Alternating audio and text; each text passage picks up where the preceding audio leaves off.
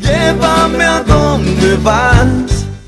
Sí, aquí por lo menos en el barrio Las Mercedes, donde están los estudios de Red Guaraní, la lluvia no para, sigue siendo intensa, así como también en el gran parte del departamento central y de varias ciudades ya reportaron videos e imágenes del granizo que estuvo cayendo esta mañana, tanto en Lambaré como en Ñemby, San Lorenzo y seguramente en otras localidades también, pero por lo menos estos son los videos que nos llegaron. Observen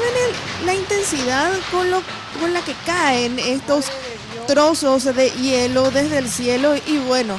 ya seguramente con el paso de las horas también se estarán evaluando los daños, porque a esa velocidad y con esos tamaños seguramente no todos los techos habrán aguantado semejante embate, ¿no? También desde la ciudad de Ñemby nos estuvieron enviando imágenes acerca de los tamaños, prácticamente algunos llegan a la mitad de la palma de la mano y fíjense, miren si les agarra por el camino también el temor de que rompa en algún momento los cristales de los vehículos. Y es así como a través de las redes sociales se van compartiendo estas imágenes, seguramente ya en las próximas horas va a haber mucho más todavía.